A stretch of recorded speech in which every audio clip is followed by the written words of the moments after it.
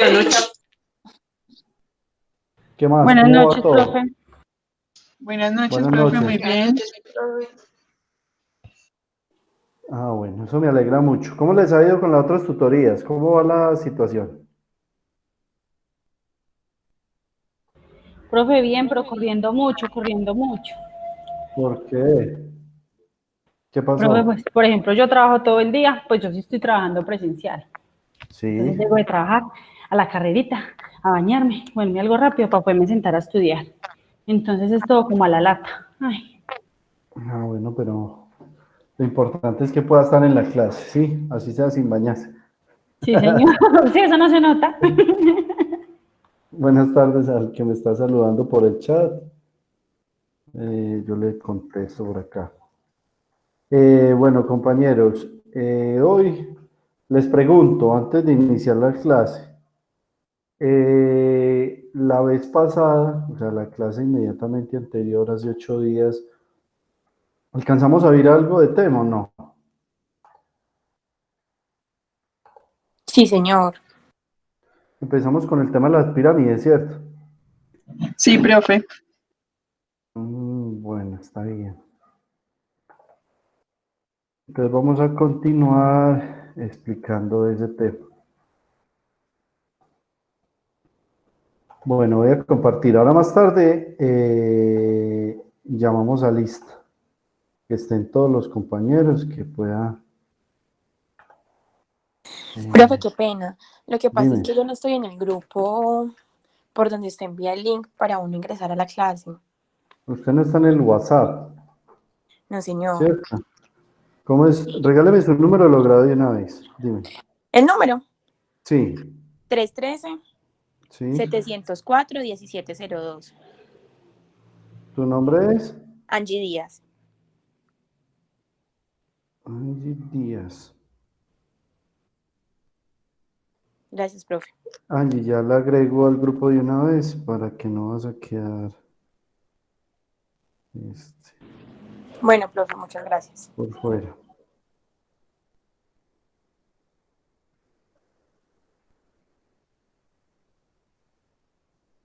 Listo. ¿Me confirmas, porfa, si te llegó el mensaje? Bueno, Sí, señor, muchas gracias. listo, está bien. Bueno, entonces vamos a continuar explicando. Empezamos la clase pasada, el tema, explicando algo de la Constitución Política, algo de historia, cómo ha nacido la Constitución Política del 91.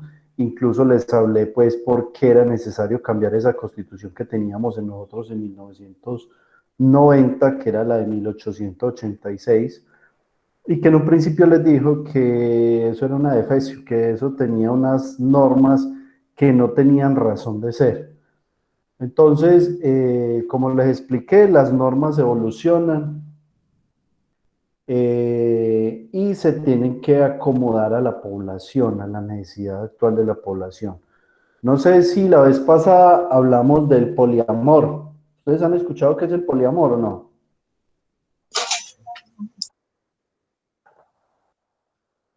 ¿Han escuchado o no? No, profe. No. Bueno, listo. Esto pues, para denotar lo que estábamos hablando la vez pasada, pues que las normas se tienen que ir acomodando a la necesidad y a la evolución de la población. Unas personas dirán que no, que eso no es evolución, que antes nos estamos degenerando, pero bueno, eso es perspectiva, entonces cada uno piensa diferente y es respetable.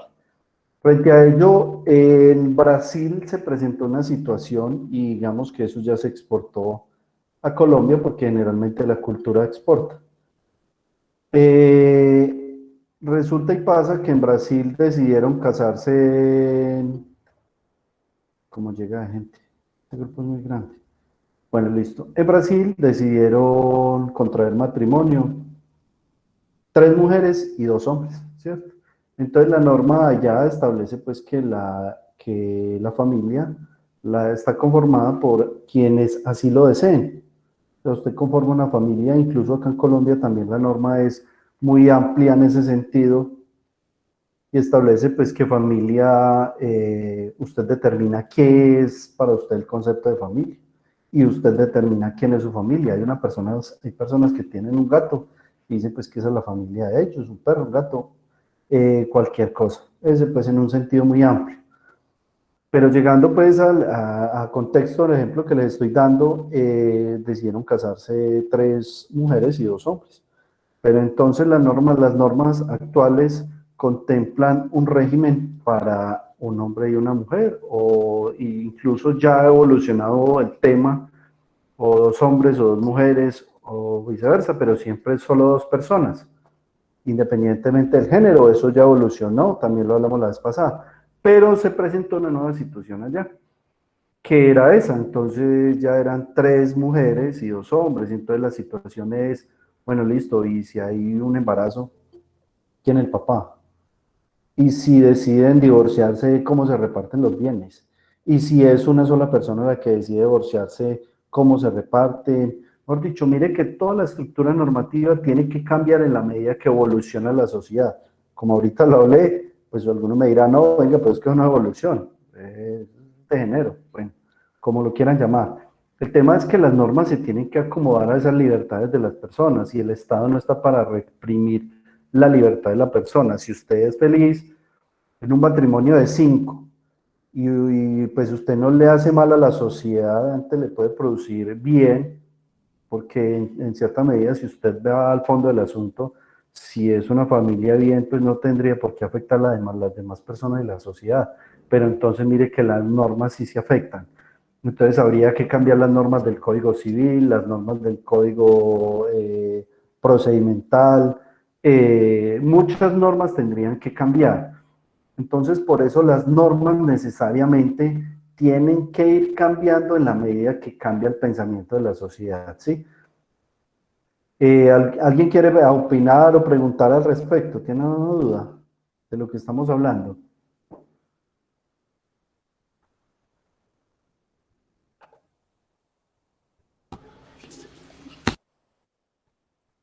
Alexander.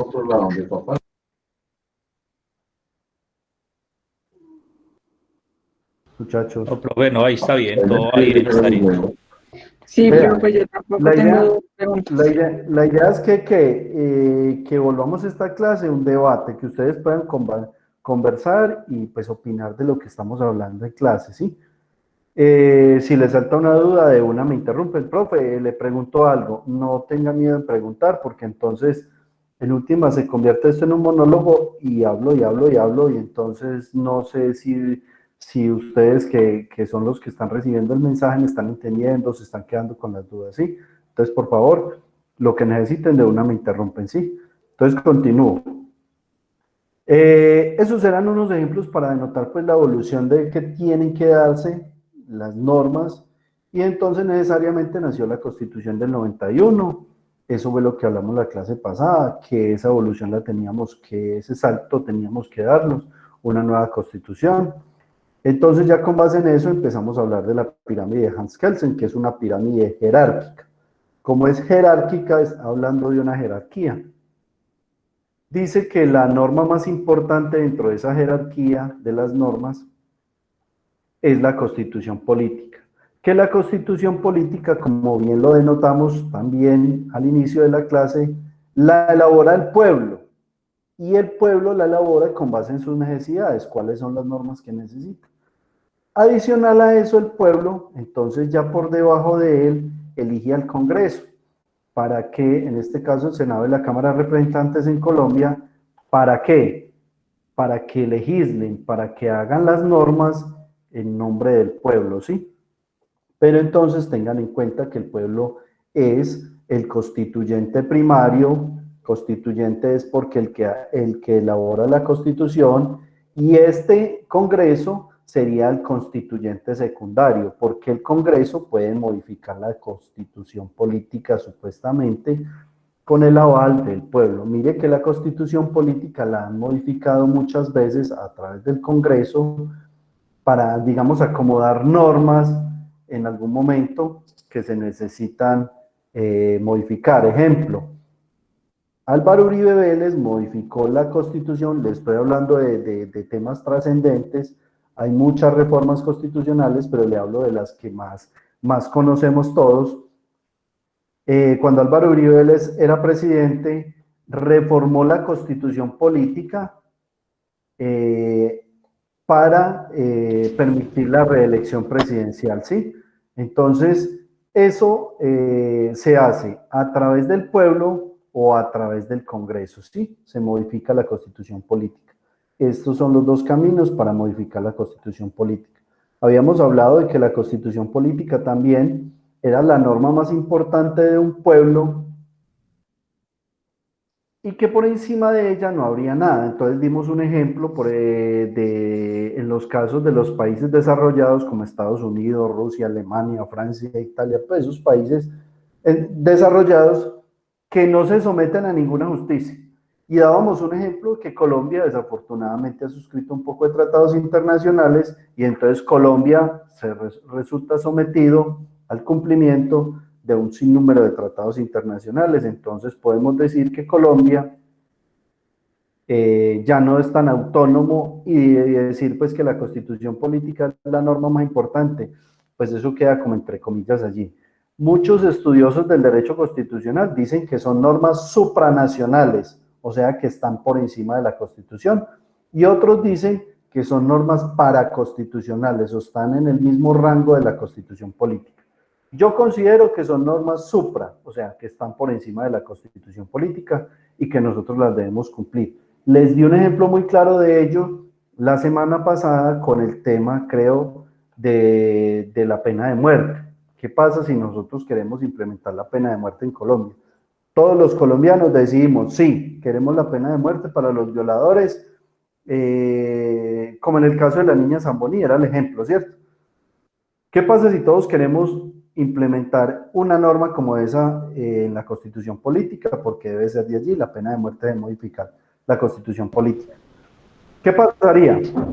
Un tratado internacional nos diría, no, un momentico colombianos, es que ustedes no pueden hacer esa norma, porque es que ustedes suscribieron un tratado internacional que prohíbe que los países que le hayan suscrito no pueden tener pena de muerte. Entonces nosotros nos quedamos como dicen, con las ganas. O sea que, en últimas, lo que estoy hablando de que esas normas, esos tratados, pasan a estar por encima de la Constitución, pues habría que debatirlo, que yo considero que sí están por encima, por ese cumplimiento. No las cumple y verá. Vamos a estar claros. Sí, profe, disculpe una pregunta. Pues. Sí. Yo quisiera preguntar, ¿qué tan posible, factible o pues conveniente sería pues si uno como Estado se desligue de esas normas? ¿Qué me beneficia a mí como país o como Estado pues estar metido en esos convenios pues internacionales, por así decirlo, en esos tratados? Y pues, ¿qué problemas habría así como general, por encimita obviamente, porque yo sé que es un tema demasiado extenso, pero ¿qué problemas podría llegar a haber como, qué más nos puede pasar mal si nos llegáramos a salir de allá, ¿cierto? O cómo nos podríamos beneficiar. Vea, la respuesta se la voy a dar con una noticia de hoy, fresquita, calientica. Ustedes vieron que el presidente estuvo reunido con unos delegados del gobierno de Trump. No. Sí, profe. Hoy estuvieron los delegados. ¿Cuánto dijeron que iban a aportar para el tema Es que el plan de Colombia ayuda contra el narcotráfico? Que le iban a dejar, creo que 40, 50 millones de dólares al presidente. Entonces, digamos, ¿por qué no nos soltamos de eso? Porque nosotros somos subdesarrollados y dependemos de países desarrollados. Entonces, ¿cómo un país desarrollado somete a otro? A través de los tratados, ¿cierto? Entonces, suscribimos un tratado, yo le ayudo, pero usted sabe que me tiene que cumplir, porque si usted no me cumple, pues yo lo aprieto. Le doy un ejemplo de lo que pasa en Venezuela. Digamos que ellos decidieron cambiar todo el régimen político y convertirse en un régimen socialista, ¿cierto? Donde no respetan el capital privado y se supone que el Estado es dueño de todo y reparte todo en iguales condiciones. Eso, digamos que es la forma más fácil de explicar esas tesis, aunque es más complejo, ¿sí?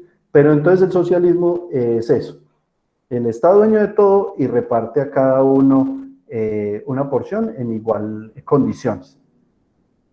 Ellos decidieron cambiar el Estado y entonces un país desarrollado como Estados Unidos les dijo, ustedes no me pueden digamos, transformar el Estado de esa manera y expropiarme todo el capital, porque nosotros somos capitalistas y nosotros defendemos el capital privado. Si usted se convierte en socialista, yo lo sanciono. Primer sanción, los países que son capitalistas les prohíbo que le vendan a Venezuela. ¿Por qué Venezuela está quebrado? Venezuela está quebrado no porque ellos, digamos, por el gobierno realmente, pues el gobierno tiene gran parte de ello, pero ¿por qué se quiebra un Estado como Cuba, como Venezuela? Resulta y pasa que Estados Unidos, usted produce, ¿cierto? El país produce, pero el país produce con materias primas que trae de otros países. No todo, no, esos países no son autosuficientes. Tienen que comprarle a otros países. ¿Qué pasa cuando un país como Estados Unidos le dice, no le vendo y le prohíbo a mis amigos, porque así funciona, le prohíbo a mis amigos que le vendan a usted? Entonces se quiebra, porque así usted tenga mucho dinero, no tiene a dónde comprar insumos para producir lo necesario para el consumo interno. Entonces, ¿qué pasa con Venezuela? Dijo, voy a cambiar el régimen, no les voy a cumplir a ustedes con lo que tengo firmado, les voy a cancelar todos sus tratados, a mí no me gusta el capitalismo. Le dijo, bueno, listo, amigo, no le gusta el capitalismo, viva solito, no le voy a vender nada. Le prohibieron a Estados Unidos, vetó a Venezuela, o sea, nadie le puede vender a Venezuela, es lo mismo que pasa con Cuba. Entonces el país se quiebra. ¿Qué pasa con Colombia en el momento en que diga, no voy a cumplir los tratados? Pues obviamente no le van a decir, no, lo voy a invadir y voy a llevarle los tanques y eso. Le va a decir, listo amigo, no le ayudo más. Y aparte de eso, le niego y empieza a generar aranceles diferentes. Aranceles es, sí, bueno, listo, yo le vendo a usted, digamos, harina. Bueno, harina, amigo, la harina para Colombia va a tener un arancel de 50%. Entonces, eso perjudica realmente a un Estado. Cuando nosotros somos dependientes de otros Estados, pues entonces, ¿qué hay que hacer, amigo? Calladito. Más o menos, esa es la explicación para lo que me preguntó, ¿sí o no? ¿Claro, Javi? Profe, Sí, profe. profe, yo tengo otra, profe, ¿cómo Colombia se podría retirar de la Corte Internacional de Justicia o no podríamos? Estamos atados a pertenecer a ellos. Es que es lo mismo, eso es otro tratado que está allí, pero habría que revisar en qué condiciones se firmó y cuáles son las sanciones, porque el mismo tratado establece qué tipo de sanciones van a dar para el país que incumpla con el tratado. Eso es como, vean, los tratados son como un contrato de compraventa. Usted vende un vehículo, ofrece pagar 100 millones de pesos. ¿Qué pasa si ustedes le entregan el vehículo y usted no da sino 50? Le cobran los 50 adicionales y aparte de eso le cobran una sanción, una penalidad, ¿cierto? Porque en el contrato lo dice. Los tratados internacionales, digamos que son contratos similares, pero se llaman tratados internacionales y tienen unas cláusulas de cumplimiento, porque si eso no tuviera esas cláusulas, pues entonces, ¿qué razón tendría yo suscribir cuando todos se pueden salir a la hora que ellos dispongan, ¿cierto? Los únicos tratados que yo conozco, por ejemplo, de esos países desarrollados, han escuchado el tratado que tiene con Israel y esos países frente al tema de armas químicas. Esos tratados sí Estados Unidos le ha tocado firmarlos, pero ¿por qué? Porque es que no está porque a esos países le hablan de tú a tú a Estados Unidos frente al tema armamentista. Entonces, ahí sí le toca a Estados Unidos someterse a esos tratados.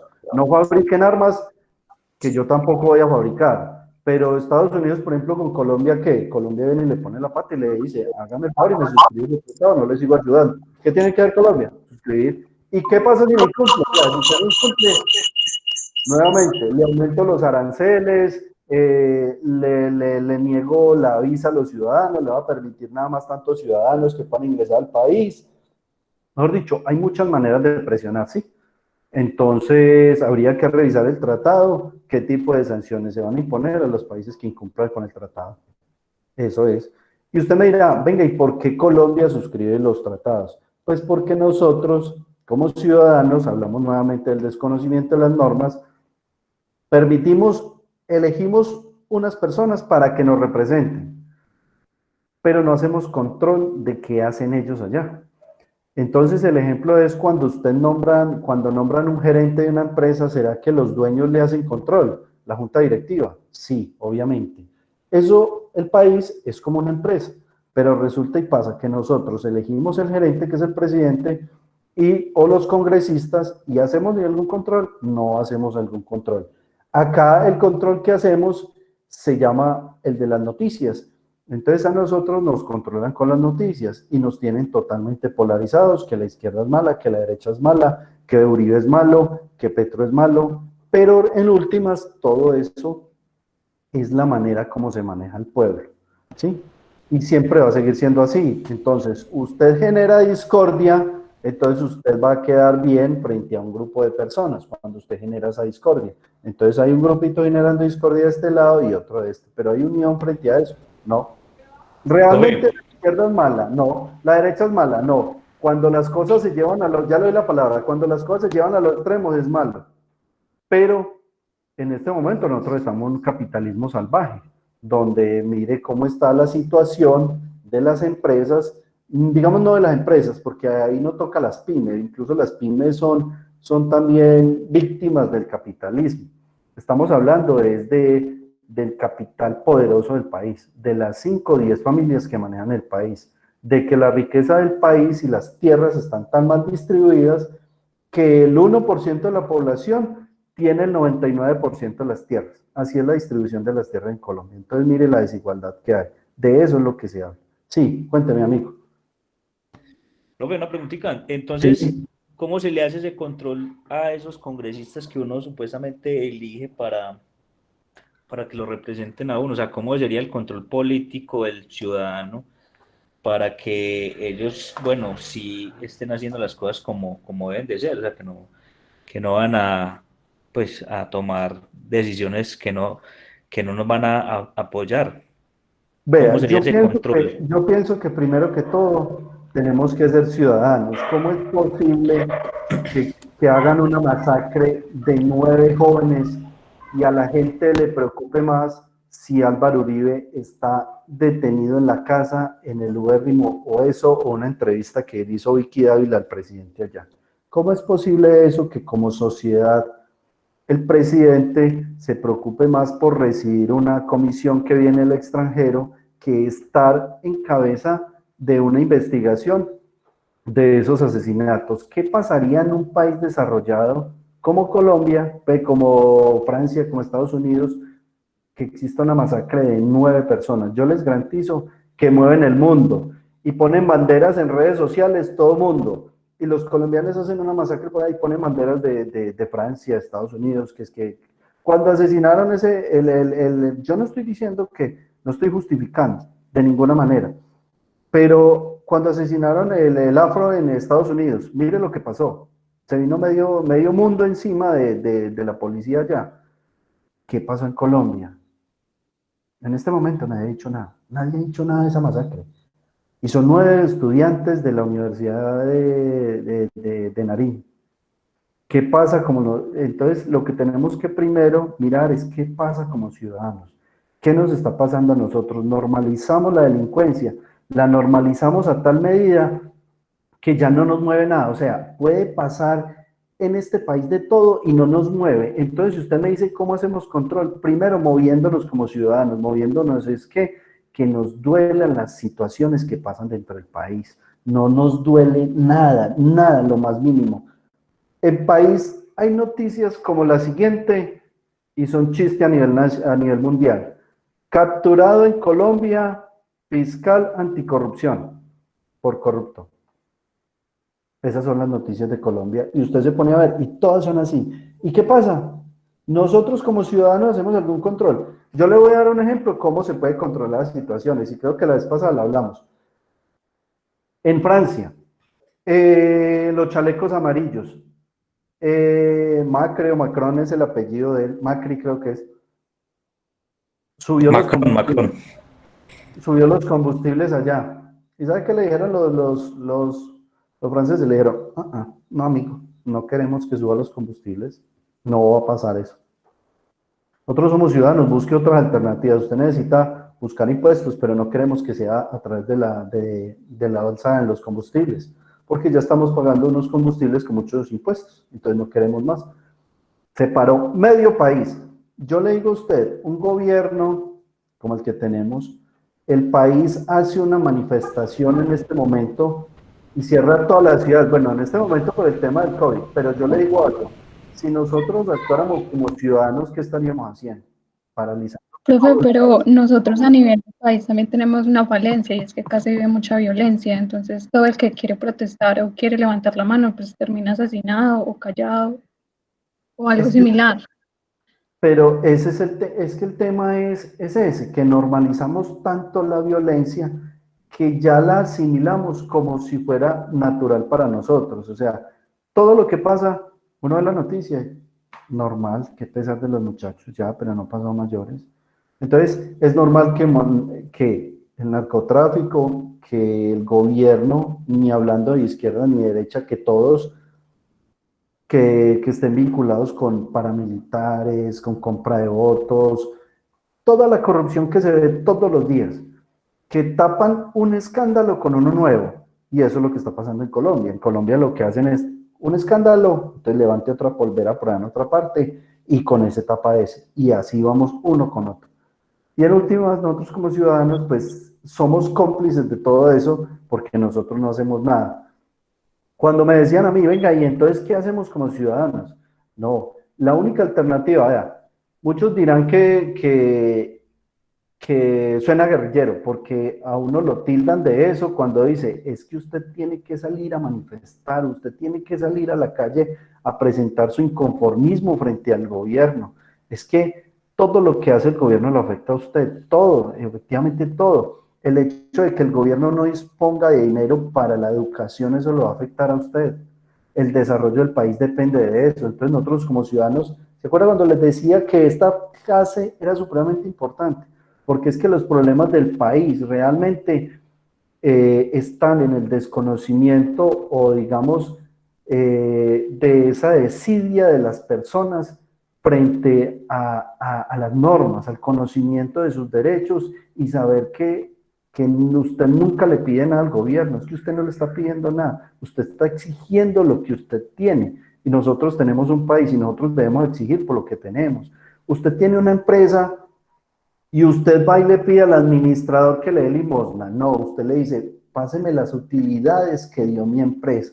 El Estado, ¿qué hace? Recoge la plata de todos nosotros. ¿Usted qué tiene que hacer? Usted no tiene que ir a pedirle al Estado, deme limosna, deme salud. No, es que el Estado se la tiene que garantizar. Es que regalen educación. Es que lo quieren todo regalado. No es que lo quiera todo regalado. Es que yo estoy pidiendo lo que es mío. Si yo aporto, yo tengo derecho. No tienen derecho a robarse en la plata. No tienen derecho a gobernar mal. Si yo lo elijo a usted, usted está cobrando por un servicio. Lo tiene que hacer bien. Y la excusa acá es que dicen, pero es que aquel, vea, normalizan tanto la delincuencia, que dicen, no, pero es que al menos hizo algo bueno. No, es que no es que al menos algo hizo algo al menos bueno, no, es que era la obligación, es que le estábamos pagando a él para que hiciera algo bueno, entonces lo vamos a condecorar porque hizo algo bueno. No, es que lo tenía que hacer. ¿Sí me entienden cómo es la figura? Y eso es lo que se nos olvida a nosotros. Alabamos un presidente porque hizo algo bueno. No alabamos, no. Es que usted estaba elegido para eso. Es que si yo lo nombro gerente de una empresa, es para que la saque adelante. No para darle medallas a usted por cualquier cosita. Entonces justifico todo lo malo diciendo es que hizo algo bueno. No, eso no puede pasar así. Eso no es así. Por eso el ejemplo tanto con los países desarrollados. Un ministro en otro país le cae un escándalo, cualquier cosita. Por ejemplo, el embajador ese que está por allá, que con la finca llena de coca. ¿Qué hubiera pasado donde hubiera sido un ministro de otro país, de un país desarrollado? Pues eso no tiene presentación. ¿Y dónde está el señor? ¿Qué pasó con eso? Nada, no han dicho nada. Mejor dicho, continuemos con la clase porque yo me voy a hacer mejor dicho, voy a salir como un comunista de aquí, ¿cierto, muchachos? ¿Qué? ¿Qué piensan de lo que les digo? Profe, pero por ejemplo, así como... Comunista, profe. Profe, pero así como, por ejemplo, cuando uno le están negando el derecho a la salud y todo eso, Sí, entonces uno toma una acción de tutela, ¿cierto? Para que se la respeten, la salud. sí. Eso es un documento y todo eso que uno suscribe para que le no le vulneren ese derecho. No hay como unos documentos que uno pueda tener para hacerle ese control político a los senadores, por ejemplo, que yo pueda decir, bueno, esta gente no está haciendo nada, venga, pues yo redacto un documento, algo, y se le envía a alguien o algo, eso no, o sea, solamente esa punta de manifestación.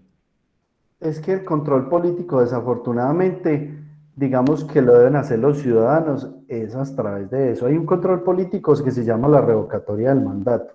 Yo lo elijo a usted y asimismo tengo la posibilidad de revocar el mandato. Pero mire qué pasa con eso. Dígame, ¿quién conoce un plan de gobierno? ¿Y qué es un plan de gobierno? No, pues eso se lo muestran a uno y cuando van a votar y cuando, eso es lo que ellos pasan ahí, pero Eso, pero realmente mire que falta si ese, lo cumplen. entonces mire lo que pasa con nosotros como ciudadanos. Resulta y pasa que ese plan de gobierno, si yo soy candidato, digamos, al Consejo de Dos Quebradas, yo tengo que montar un plan de gobierno y llevarlo a la registraduría y decir, vea, este es mi plan de gobierno. Si a mí me eligen, esto es lo que voy a hacer. ¿Sí? Si yo voté por usted, si ustedes votan por mí, posterior a eso, me van a decir, ve amigo, esto es lo que tiene usted inscrito allá, ¿cierto? Digamos que yo soy el alcalde, no un concejal, sino alcalde. Entonces usted dijo que iba a mejorar esto, que iba a invertir en educación, que iba a hacer esto, que iba a hacer esto. Hágame el favor y dígame qué ha hecho frente a eso. Ah, que no ha hecho nada, listo. Revocatoria del mandato. Lo que pasa es que esa revocatoria del mandato exige de una votación igual del 50% más uno de las personas que lo eligieron, ¿sí? Entonces, ¿qué pasa? ¿Usted cree que con nosotros como ciudadanos, con esta polarización en la que mantenemos, que le creemos a todo lo que nos dicen las redes sociales, las noticias y todo esto, ¿usted cree que es posible llamar a elecciones para revocar al presidente? ¿No? Así tenga No. una popularidad por el piso del 80%. No hay posibilidad de revocar el mandato. ¿Por qué? Porque nosotros como ciudadanos no conocemos los derechos. Entonces, si no conocemos los derechos, no hay posibilidad de exigirlos. Dime. La compañerita quiere hablar. Profe, el embajador San Clemente, ese señor sí renunció hace 4 meses. Pues no Pero es que yo me refiero al tema, bueno, el hombre renunció, pues era lo más mínimo, pero a los cuántos días renunció. Se demoró como 3 meses. Cuando vio que tenía el agua hasta el cuello, que la fiscalía, ¿qué le hizo la fiscalía? La fiscalía le dio extinción de dominio a la finca. Imagine cómo está tan grande el chicharrón que tiene, que la fiscalía ordenó la extinción de dominio. O sea, yo me refiero a que salió la noticia, mínimo el primer día tenía que haberlo, el presidente tenía que haberlo, pero ¿sabe qué salió así el presidente? Que no, que le brindaba todo el apoyo, que consideraba que era una persona pulcra y decente. Entonces digamos que eso no tiene presentación. O sea, el man renunció definitivamente, era porque ya tenía el proceso encima, ya no tenía por dónde. Listo, la compañerita, ¿quién iba a hablar? Una linda compañera. ¿Dónde está? Perdió. Bueno, muchachos, entonces, sí, Profe, pregunto yo, qué pena. En el sí, tema claro. volviendo pues a lo que estamos hablando de lo de la pena de muerte, ¿en qué se beneficia otro país de que en Colombia haya o no pena de muerte? Me imagino yo que es un caso de que pronto alguna persona de ese país cometa ese delito aquí en Colombia, o es que no lo veo como sentido. No, lo que pasa es que, mire, eso obedece a políticas internacionales frente a eso tiene un nombre. Eso Los tiene que ver derechos con humanos, profe. no, pero tiene que ver, está relacionado con eso, pero tiene que ver es con la política criminal de los estados. Resulta y pasa que la política criminal, la tendencia es a educar a las personas, ¿cierto? ¿Para qué? Para que no cometan el delito, ¿cierto? Esas penas de muerte, digamos que dentro de ese marco de políticas criminalísticas y criminales de los estados, digamos que están reevaluados, o sea, lo que el Estado tiene que invertir no es en políticas de reclusión y de sanción, sino políticas preventivas, ¿sí? Entonces, dentro de esas tesis que manejan, dicen pues que la pena de muerte no es resocializadora. Entonces, por eso esos países que manejan y adoptan esas tesis, digamos que imprimen en cierta medida, empujan para que se suscriban esos tratados. Pero son políticas criminales con esa tendencia a que no se sancione al ciudadano, sino que el Estado lo que haga es educar, porque la política criminal es de educación, no de sanción, no coercitiva. Entonces no es sancionar cuando usted cometió el delito, sino preventiva. Venga, no cometa ese delito, mire que pasa esto, esto y esto. Muchos de esos problemas también son enfermedades, ¿sí? Entonces tiene que ver o con una patología de base o con el tema de educación. Porque se dice que son más propensas a delinquir las personas con bajo grado de escolaridad. Dicen esos estudios, ¿sí? Y son estudios, aunque pues usted no se pone a ver allá en el Congreso hay mucho delincuente y supuestamente han estudiado. Claro que usted pone a ver, tampoco han estudiado. Son muchas cosas, pero entonces es por esas políticas. ¿Listo? Listo, bueno, gracias. Adicional, ¿sabe qué hay ahí? Hay un tema de fondo de la Iglesia Católica y de las religiones que le imprimen también mucho peso a las decisiones de los estados. ¿Por qué? Porque la vida la da Dios y Dios es el único que la puede quitar. Y uno así no crea, pues la religión siempre hace mella frente a la hora de aprobar ese tipo de tratados. La Iglesia Católica, ¿usted piensa que nomás aprueben eso qué? Es un tema, por ejemplo, el tema del aborto. Eso tiene que ver con el tema del derecho a la vida. ¿Qué ha hecho la Iglesia? Que ni riesgo, ¿sí o no? Y acá en Colombia está despenalizado el aborto entre oportunidades, malformación del feto, peligro de muerte de la madre o violación. Son los 3 casos. Cuando despenalizaron eso no lo hicieron por una norma, lo hizo la Corte Constitucional. ¿Y qué dijo la Iglesia Católica? Mejor dicho, se paró los pelos y dijo, no estoy de acuerdo, la vida la da Dios y la Dios la quita. Y entonces, muchas de esas políticas también están amarradas a la religión. ¿Listo? Sí, señor. Bueno, y usted sabe que el Vaticano también manda. Así uno no lo crea, ellos influyen mucho en las decisiones de los países.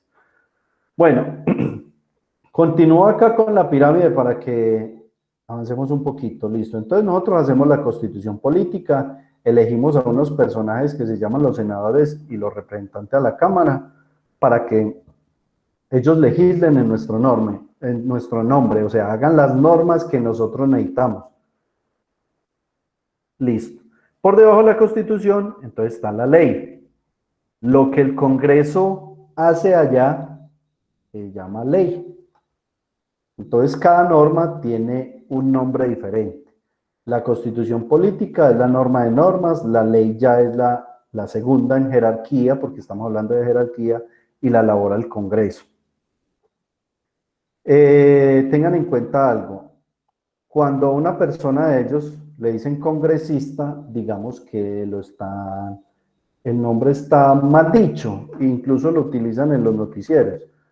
Señor congresista, resulta y pasa que el Congreso es el espacio físico donde trabaja el Senado, o sea, los senadores y los representantes a la Cámara.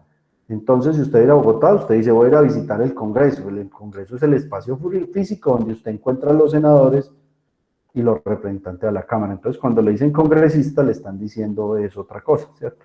Para que tengan en cuenta ese pedacito allí. Listo. Perdón, profe, una pregunta. Al hacer esas leyes, ¿el Congreso eso va a sanción presidencial o no necesariamente? Sí, sí, ¿Qué promulga? Sí, las leyes, hay algo que se llama las 3 ramas del poder público, que lo vamos a ver más adelante. Pero yo miro a ver si tengo por acá algo de eso. Las 3 ramas del poder público, no. Entonces, lo que hacen las 3 ramas del poder público son trabajar en armonía, frente a las funciones de cada uno, aunque son independientes. ¿Qué hace el Congreso? El Congreso es el que hace la norma, ¿cierto? Pero el presidente de la República, él no hace normas, él no es el encargado de hacer las normas. El Congreso la hace y se la pasa al presidente. Vea, presidente, esta norma que redactamos usted, mírela y por favor sanciónela. El presidente la puede objetar por inconveniente, es decir, no, esa norma considero que la tiene que revisar o modificar porque hay unas situaciones que no compasan. Digamos, puede ser por la constitución política o algo similar. El presidente puede objetarla. Si el Congreso insiste, el presidente la tiene que sancionar, porque el Congreso es el que redacta las normas. ¿Listo? Listo, profe, gracias. Bueno, listo. Aquí hay algo bien especial, se llaman decretos ley. Ya les dije a ustedes que el presidente no es el encargado de hacer normas en Colombia. El presidente es como si fuera el gerente de la empresa, del Estado que se llama Colombia, de la empresa que se llama Colombia. El que hace el presidente es el ejecutivo, el que administra, el que recoge la plata y decide cómo la va a gastar. ¿Cómo la va a gastar? A través de sus 18 ministros. Ministro de Educación, de Salud, de Vivienda, de las TIC, todos los ministros, después los vemos bien. Entonces, usted me dirá, venga, ¿y el presidente por qué está metido acá como si él hiciera normas? Resulta y pasa que el Congreso le puede entregar al presidente de manera pro tempore, o sea, por un tiempito, la facultad para que expida decretos ley. ¿Qué es eso? Les voy a dar un ejemplo. Cuando Santos, presidente, quería firmar el proceso de paz, necesitaba redactar unas leyes de manera urgente, que eran las leyes que le daban piso al proceso de paz. Como acá en el Congreso, usted se pone a mirar, y en el Senado son 102, más 5 de las FARC nuevos, y en la Cámara son 168 más 5 de las FARC, con el proceso de paz, entonces estamos hablando de como de 280 personajes allá en el Congreso. Entonces, decir que usted hace una norma con 280 personajes, con posiciones totalmente distintas y con opiniones tan distintas frente al tema tan delicado como era el proceso de paz, ¿qué hizo el presidente? Le dijo al Congreso, venga Congreso, hagamos algo. Si yo los pongo a redactar ustedes esas normas, ustedes pueden pasar 5 años y ustedes no se ponen de acuerdo. Entréguenme esa facultad a mí.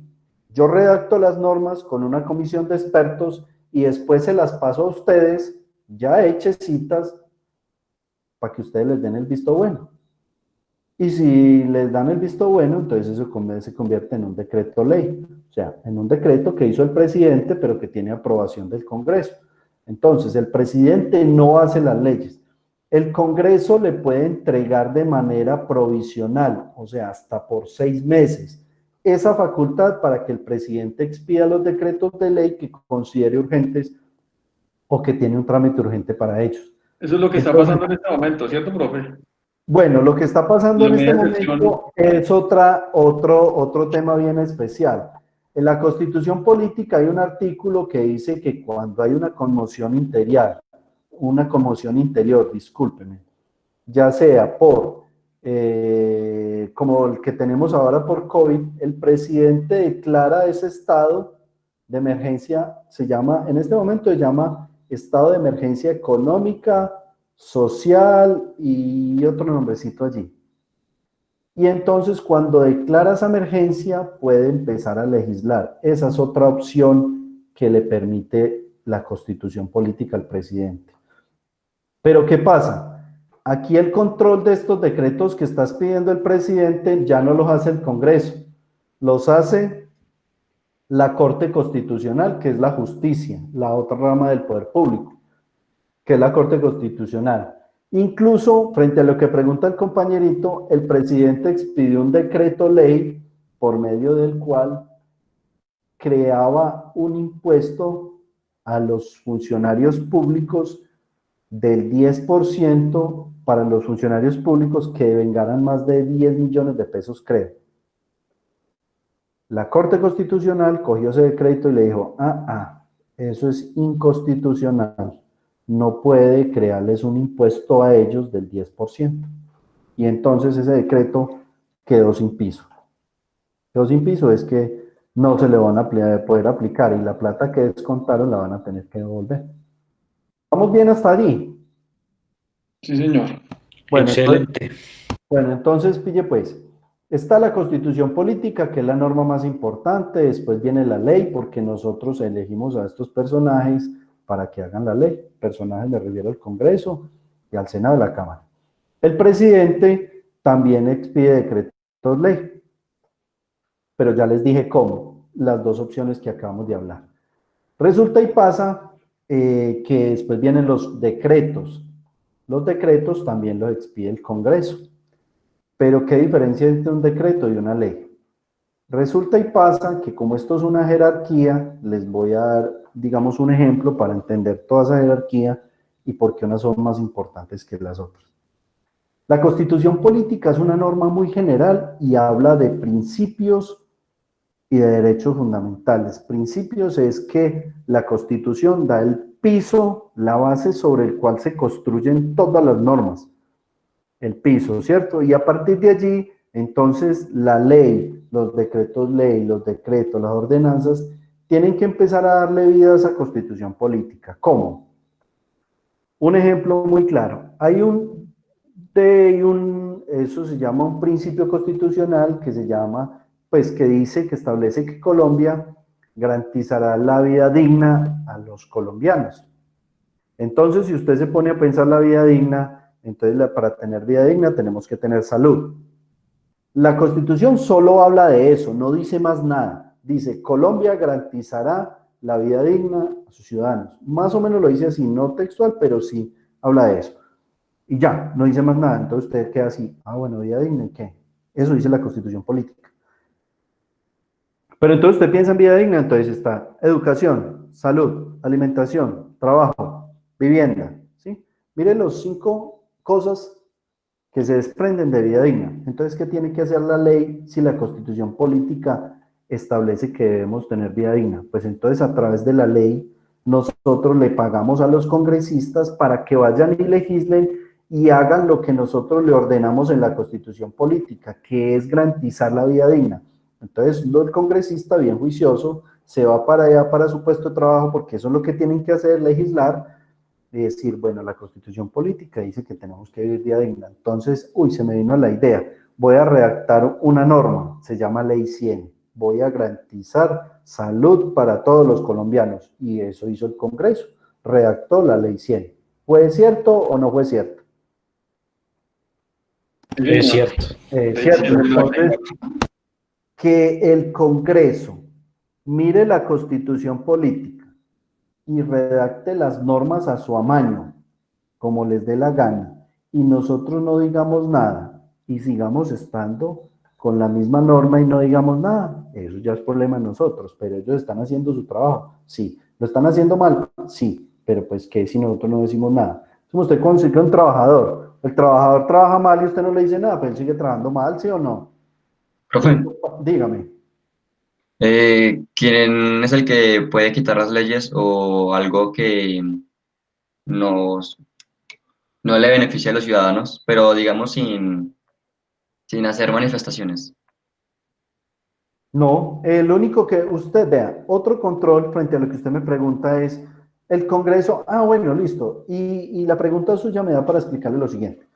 Frente a la Ley 100 que la tocamos, resulta y pasa que el Congreso redactó la Ley 100, muy olímpicamente, dijo Ley 100, vamos a crear un régimen especial, salud, la salud se la entregaron a los particulares, vamos a crear los fondos privados, entonces las pensiones también se las entregaron a los privados, eso se convirtió en un negocio, una belleza, porque los fondos privados, pregunte cómo funcionan los fondos privados, y pregúntenme a mí, que trabajo en el tema pensional, ¿cómo peleo con los fondos para que reconozcan una pensión realmente con todos los requisitos, todo? Mejor dicho, eso es un problema, pero bueno, eso es otro tema. Redactaron la Ley 100, ¿sí?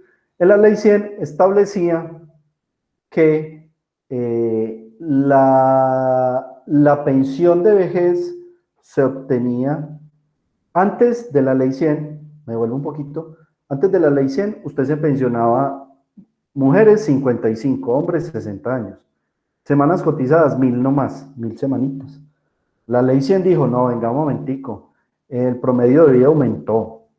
Y como el promedio de vida aumentó, entonces tenemos que pagar más tiempo la pensión, entonces tenemos que subir las semanas, 1300 semanas va a quedar. Y tenemos que subir la edad.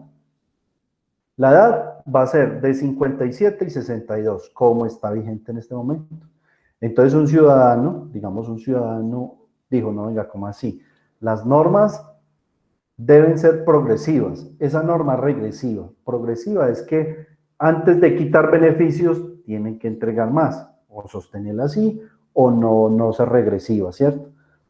La demandó ante la Corte Constitucional, frente a lo que me preguntaba el compañerito, ¿qué puede uno hacer si uno considera que una norma, digamos, es ilegal o violenta la Constitución política? Entonces usted va y la demanda como ciudadano, se llama una demanda de inconstitucionalidad, no necesita ser abogado, por eso les digo que es importante conocer la Constitución política.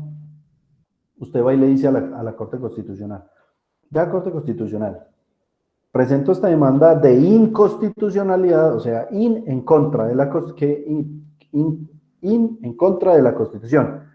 ¿Por qué? Porque esa norma violenta lo que está establecido acá. Resulta y pasa que la ley 100 aumentó la edad de 57 a 62. Entonces la Corte Constitucional va y revisa y dice, ah, sí, efectivamente es ciudadano. Sí, usted tiene razón. Sí, la ley 100 le bajaron una cantidad de artículos, pero increíble. Entonces, ¿qué hizo el Congreso? Listo, muchachos, nos quitaron la norma, nos tumbaron la norma, vamos a hacer otra. Hicieron otra, eso es la 797, también le declararon inconstitucional varios artículos. Después sacaron la 806 del 2003, también la demandaron y también se cayeron artículos. ¿Sabe qué hizo el Congreso? Los muy descarados. Y el pueblo no dijo nada, modificó la Constitución política. Se llama Acto Legislativo 01 del 2005. Pregunte por ese acto legislativo. Acabó la mesada 14. A partir del año 2010, el que se pensione a partir del 31 de julio del 2010 no tiene derecho a mesada 14. ¿Qué era mesada 14? Que usted en julio le pagaban una mesada adicional. En este momento, si usted se pensiona, solo le pagan 13 mesadas al año. O sea, en diciembre le pagan la mesadita y la mesada adicional de diciembre. Pero antes pagaban 14, que era una adicional en julio. Acabó la mesada 14, acabó el régimen de transición.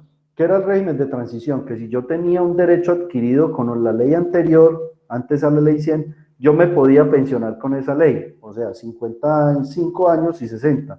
Con ese acto legislativo acabaron todo eso, acabaron las pensiones convencionales. Entonces, ¿qué hizo el Congreso? Dijo, como no puedo con la ley, entonces voy y reformo la Constitución política. ¿Qué pasa con la Constitución política? Usted manda un artículo de acá y la Corte Constitucional no se puede pronunciar de fondo, sino de forma. Si la manera como la tramitaron estaba mal, pues sí la puede sacar del ordenamiento. Pero de fondo no. O sea, si es el pueblo, el mismo pueblo, el que decide darse esa norma, pues es el pueblo. ¿Yo qué le voy a decir si ustedes mismos quieren darse en esa norma? ¿Y qué dijo el pueblo? No dijo nada. ¿Sí me entendieron lo que les digo? Entonces, Pero ¿sí? eso no se puede pasar tampoco, o ya si se cambia la Constitución ya queda paila. No, porque es que la Constitución, ¿quién la hace? El pueblo. Entonces, ¿usted qué va a demandar si es usted mismo el que está aceptando ese cambio? ¿Sí me entendió? Sí, pero ¿y cómo la podemos volver a cambiar o hay que hacer manifestación ahí ya? Pues es que la manera de cambiar la Constitución política son los ciudadanos a través de, eso se llama iniciativas legislativas, es que los ciudadanos, ellos mismos decían, vea, queremos esta norma, queremos impulsar esta norma. Lo que pasa es que ¿quién impulsa una norma en un país tan dividido como el de nosotros? Vea, tanto es así que los llamaron o nos llamaron a votar por un estatuto anticorrupción y perdimos. Entonces, ¿me entiende a dónde va la magnitud del desconocimiento de nosotros como ciudadanos de las normas? Hasta el punto de que nos piden votemos por un estatuto anticorrupción y no lo votamos. O sea, profe, que en realidad no es ni siquiera culpa del presidente, sino de nosotros, porque uno siempre deja que fue que fue Uribe, que fue el otro. O sea, ni siquiera son ellos, sino nosotros. Es que esa es la forma de manipular el pueblo, de decirle, es que fue este, pero fue este, y entre ellos se tiran la bola, pero ellos están viviendo... Pero lo que pasa es que uno, pues como, o sea, dice, fue que el presidente, o sea, digamos lo de la ley 100, eso es una ley radicada por el presidente, entonces por eso uno, pues como desconoce, entonces uno siempre, bueno, es el presidente el que hizo eso. Sí, claro, pero en últimas somos nosotros los que tenemos que velar por esa situación. Es que la constitución política es como si fuera nuestra hija. Entonces usted tiene que velar porque ella esté bien. En el momento en que le pase algo a la constitución política, eso tiene repercusiones graves para el Estado. Miren, les doy un ejemplo con lo que pasaba con el tema de la reelección. Pille pues lo delicado de la reelección presidencial. Y a uno le venden una idea, pero nunca le explican el fondo del asunto. O sea, si usted no estudia y a usted no le gustan las normas, si usted es apático con este tema, pues entonces usted nunca va a poder, digamos, discernir frente a la situación del país, en el sentido de que, mire, le doy el ejemplo. Llegan y nos dicen, vamos a modificar la constitución política para permitir un segundo periodo presidencial, ¿sí? ¿Por qué lo vamos a hacer? Lo que pasa es que necesitamos continuar con un programa que se llama Seguridad Democrática, ¿sí? Antes no podíamos viajar, ahora sí podemos viajar, listo. Digamos que el programa era excelente, ¿cierto? No voy a rajar del programa, no voy a decir nada de eso, pues como para no parcializar el tema. Excelente programa. Entonces nos dijeron a los colombianos, voten por eso para una segunda reelección presidencial.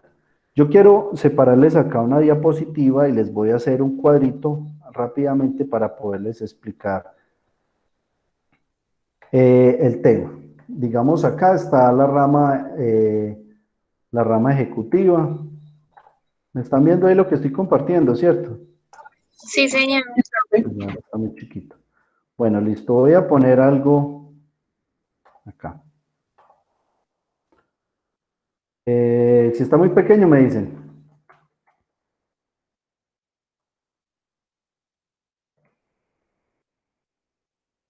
Rama legislativa y rama judicial. Mire, estas son las tres ramas del poder público, las que tengo acá en esta diapositiva, ¿sí? El ejecutivo es el presidente, listo, ténganlo ahí en cuenta. El legislativo es el Senado, ¿sí? Y la rama judicial son las altas cortes, la Corte Suprema de Justicia, la que está en el ojo del huracán en este momento, por cuenta del ejecutivo, del ex ejecutivo, ¿sí? Estas tres ramas del poder público son autónomas e independientes, esto no se puede mezclar por ningún lado, tienen que ser totalmente independientes la una de la otra. ¿Por qué? ¿Qué pasa si la rama ejecutiva hace lo que diga el presidente? Pues entonces el presidente necesita cambiar todo el país, entonces le dice al Congreso, necesito que me haga estas y estas normas. ¿Cómo pasó en Venezuela? ¿Cómo el Ejecutivo cambió todas las normas en Venezuela? El Ejecutivo se apoderó del Legislativo, por eso les digo que debe ser autónoma. Apoderó, puso todas las fichas de él allá en el Legislativo. Profe, pero para allá vamos, profe. Ese es el debate, sí, ese es el debate. Espera, dirá que eso es chévere porque realmente no estamos tan ajenos a la situación. Entonces el Ejecutivo puso todos los legislativos acá. Vamos a hablar de Venezuela. Y aparte de eso, montó todos los magistrados que él quiso. Entonces, ¿qué pasa? El Ejecutivo le decía al Legislativo, hágame esta y esta norma, expropie, expropie, expropie, o entrégueme la facultad de yo hacer las normas, porque Chávez en ese entonces legisló todo lo que quiera, porque el Congreso le entregó esa facultad al Ejecutivo. ¿Y quién es el que hace el control de las normas? O sea, los ciudadanos empezaron a demandar esas normas y entonces caía aquí a la rama judicial. Y como la rama judicial la había puesto también el Ejecutivo, le daba, no, eso está bien hecho, no, aprobada. Entonces, ¿qué pasa? Aterrizando al ejemplo que veníamos, cuando el Ejecutivo le propone al pueblo, venga, yo necesito 2 periodos o una reelección para continuar con un programa de gobierno. Cuando usted deja mucho tiempo el Ejecutivo acá, adquiere tanto poder que empieza a permear estas 2 ramas. Entonces, ¿qué hacen? Montan el Congreso a todos los congresistas de él y empieza a cambiar la rama judicial. A cambiar es que a poner las fichas de él. Cuando este personaje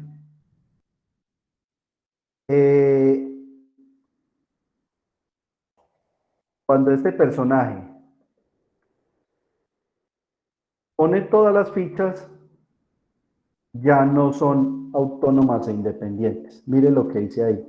El Ejecutivo empieza a legislar y él mismo es el que manda. Entonces, ¿qué pasa?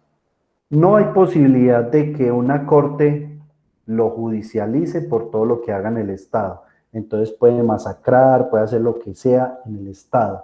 Puede matar toda la oposición, acabar con todo.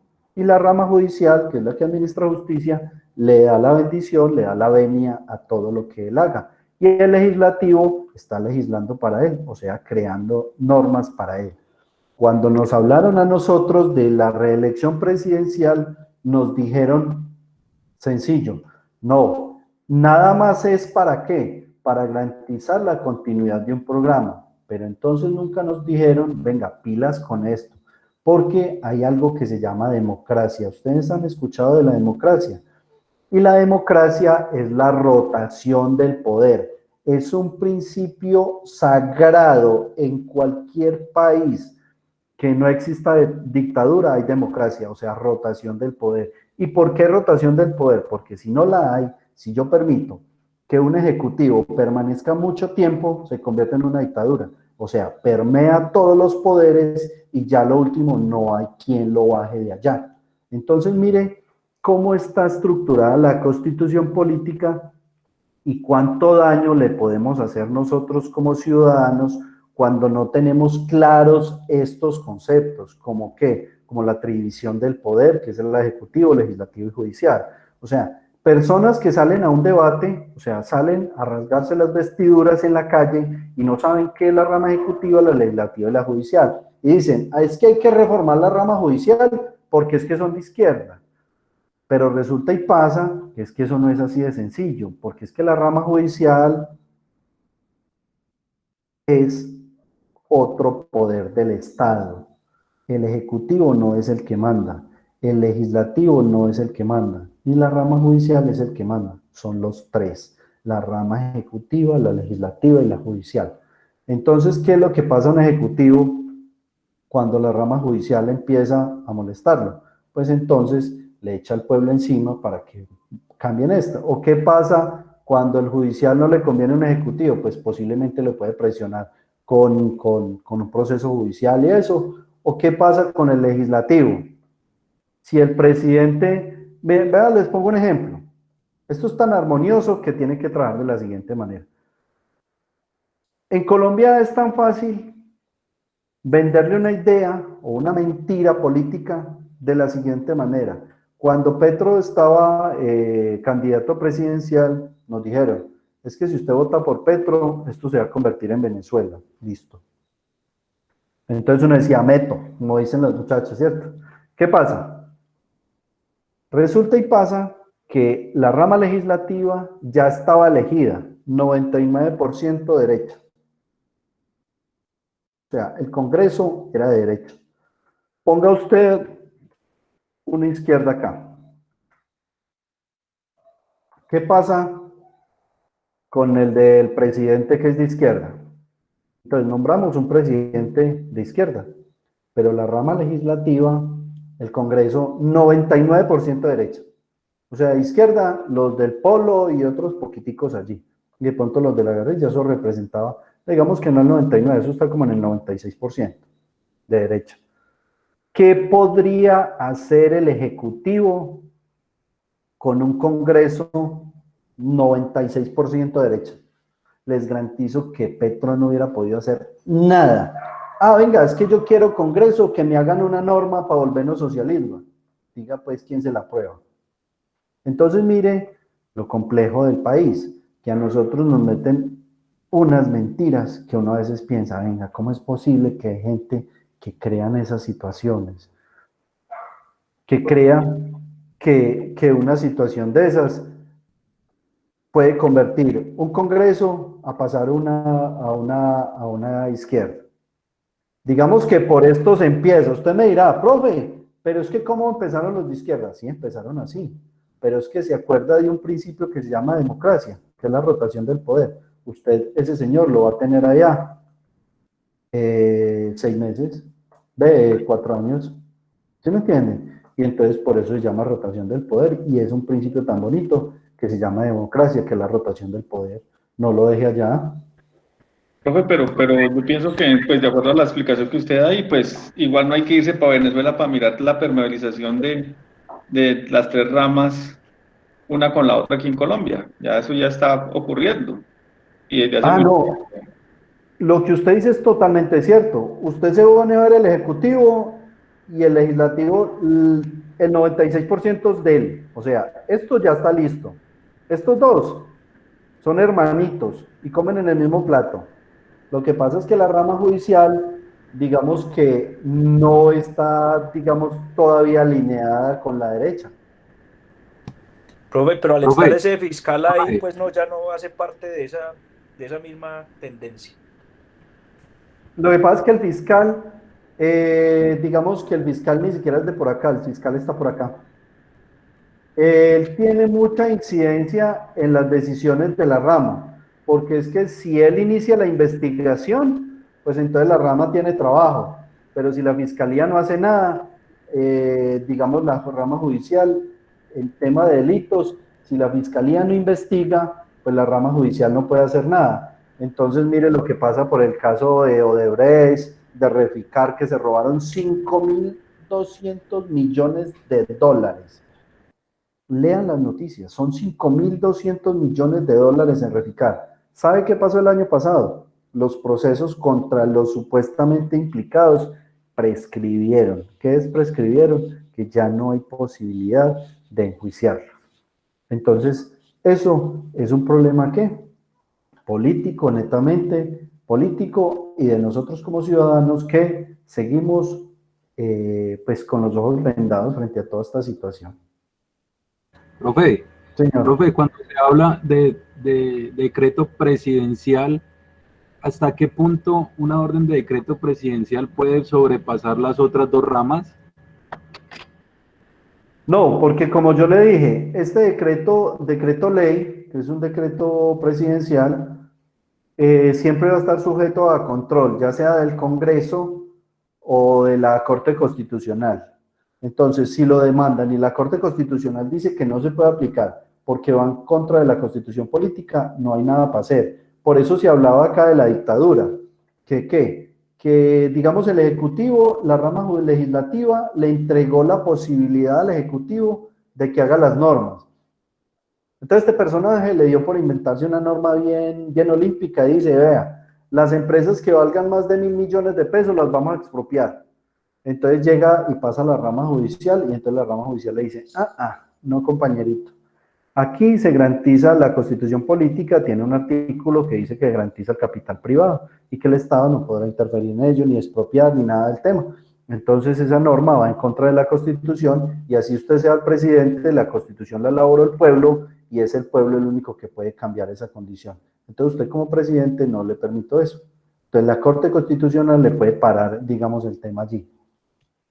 ¿Sí? Muchachos, vamos claros, venga, pero es que yo quiero preguntar uno por uno, porque es que la situación, estos muchachos de pronto están en la casa. Adriana Benítez, ¿cómo vas? Señor, acá estoy. ¿Cómo le ha ido? ¿Sí está entendiendo? Bien, profe. Sí, profe. Pues Bueno. la política es un poquito enredada, pero bien, tranquilo. Bueno. Alexander. ¿Para el profe Gómez? Bien. Gómez, sí. No, pues aquí, profe, bien, con mucha rabia, pero bueno. No, pues no enoje. Política Alexander. como rabiecita. Sí, pero lo importante de todo este tema es que nosotros al menos tengamos unos conceptos claros de la Constitución Pero política. vamos bien, profe, elegante, muy buena clase. Bueno, está bien. Alexander Ríos. Bien, está muy interesante la clase. Bueno, no me ha preguntado nada, Alexander, pilas pues. Listo, profe, estamos pendientes. Angie Díaz.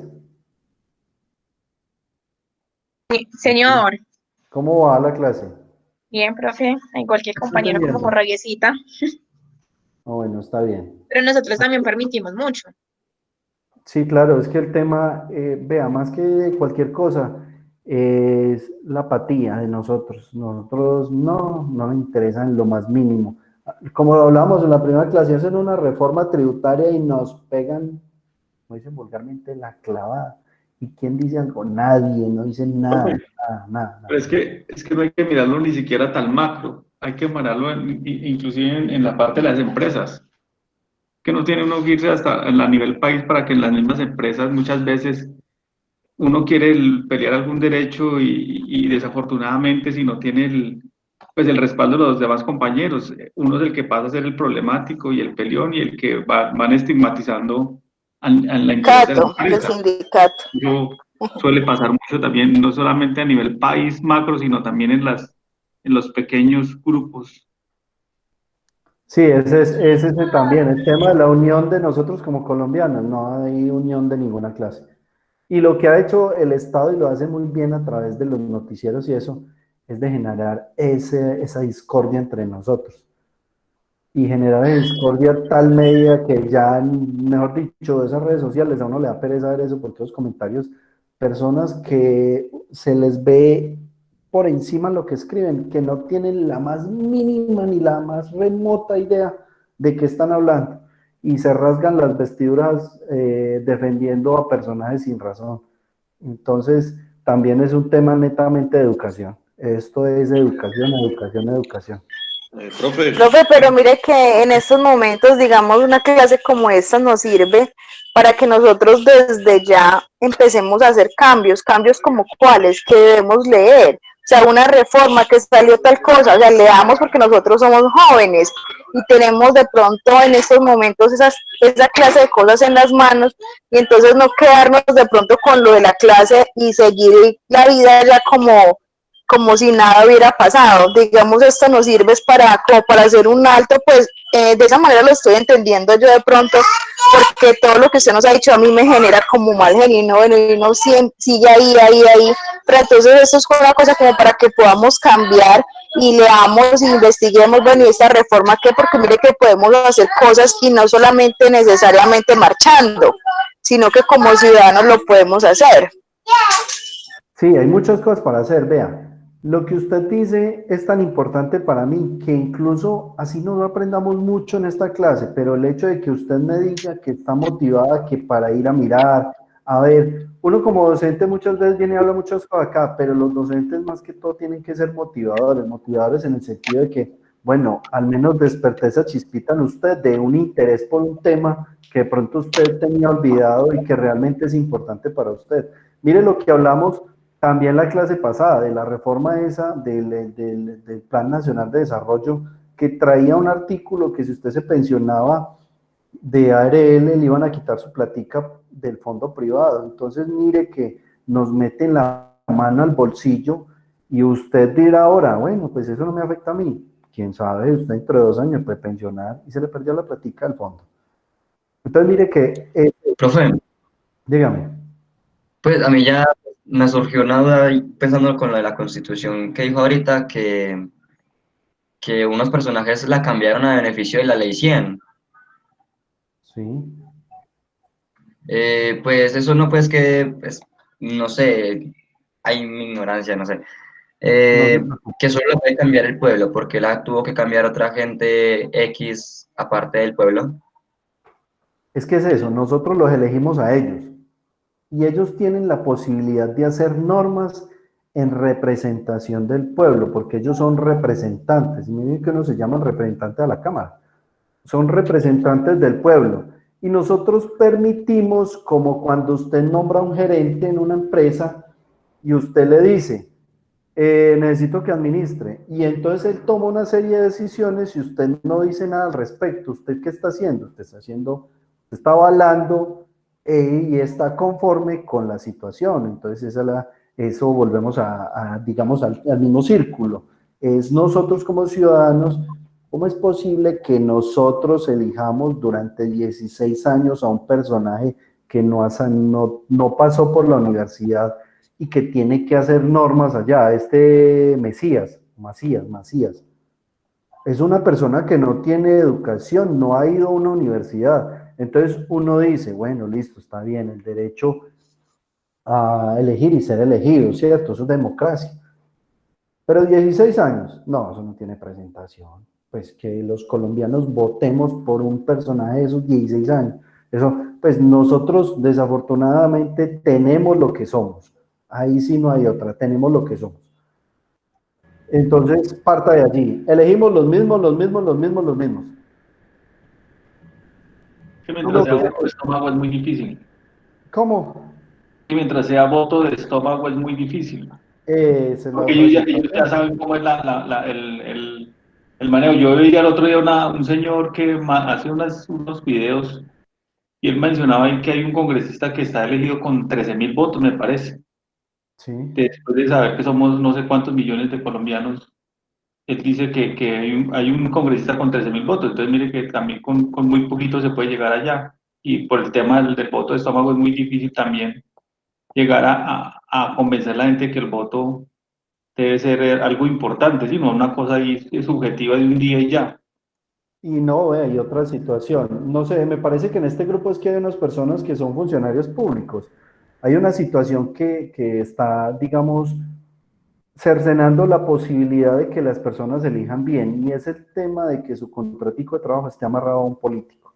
Entonces, ese tema de que los cargos públicos y eso estén amarrados al político de turno es una situación supremamente compleja, porque es que yo no puedo elegir sino al que me diga el político. ¿Por qué? Porque es que lo que habla el compañero, el voto del estómago. Entonces, si yo no voto por este muchacho, pues entonces yo no voy a seguir en la administración, y si yo no sigo en la administración no voy a tener con qué comer, y bueno, ahí está el resto de la historia que ya sabemos cómo es. Entonces eso se ha vuelto una situación muy compleja también, que el voto a presión para los funcionarios ya no pueden elegir. Usted no es un funcionario que diga yo voy a elegir a conciencia, no, yo voy a elegir a conciencia y no voy a elegir es por el que está conmigo. Eso funciona Profe, así. pero las personas que están en carrera administrativa y son servidores públicos sí pueden elegir libremente. Sí, es cierto. Ellos porque sí. no dependen de ningún político. Sí, pero digamos, mira, yo te hago ahí un par de disqueperas, profe. Sí, claro. Pues yo trabajo con la registraduría, ¿cierto? Sí. Compañero de la registraduría, sí. Por lo menos aquí en Risaralda, los cargos de carrera administrativa son 60 a nivel departamento, ¿cierto? Son 60. Pero de esos 60 solamente 10 somos inscritos en carrera. Es decir, que con 50 hacen lo que quieran, más los cuatro que son más cuatro que son dos delegados departamentales que son políticos, ¿cierto? De la política. Y dos registradores especiales de Pereira, que también son de política. Y a nivel nacional, cada departamento tiene dos delegados departamentales y hay una serie, cada capital, dos registradores que también son políticos, más otras ciudades que también tienen registradores especiales. O sea, todo eso se vuelve unas cuotas políticas muy grandes. No, es que, dígame si soy mentiroso lo que le estoy diciendo, que desafortunadamente todas esas personas y sus compañeritos tienen que estar, ¿qué? Pendientes del político, mi político, y hablan de mi político, o de mi, ¿qué es? También dicen, hay una palabra. Entonces es una situación desastrosa, porque es que, ¿qué posibilidad tengo de despegarme de eso si yo vivo de ese puestico? Y pues imagínate qué situación. Eso tiene otra problemática que yo no conocía hasta hace unos años, vine a conocer, que ellos lo ponen en el puesto, pero usted mensualmente su salario tiene que ir a pasarles una plata para sostenimiento, para que lo sostengan pues, en el puesto. Eso también lo conocí hace muy poco. Sí, esa cuota política, eso también es algo pues que se sale de todo contexto. Que es el político, venga, ¿usted quiere ese puesto? Sí, ese cargo venga 7 millones de pesos, usted es profesional especializado grado 1 o grado 2, vale 7, 5 millones, entonces hagamos algo. Ese puesto es mío, yo lo puedo nombrar allá, y entonces usted sabe que cada mes le recibo 500.000 pesitos, 1 millón. Entonces usted, en esta situación, en un país donde no hay empleo, que es otra situación bien compleja, entonces usted dice, bueno, pagan 7, le doy 1 al político, me quedan 6, claro, ya de una voy para allá. Entonces, otra situación que se vuelve normal dentro de la corrupción. Entonces, se volvió tan normal que todo el mundo habla de la cuota política como si eso fuera una norma establecida donde usted tiene que pagarle al político que le ayuda a conseguir el cargo.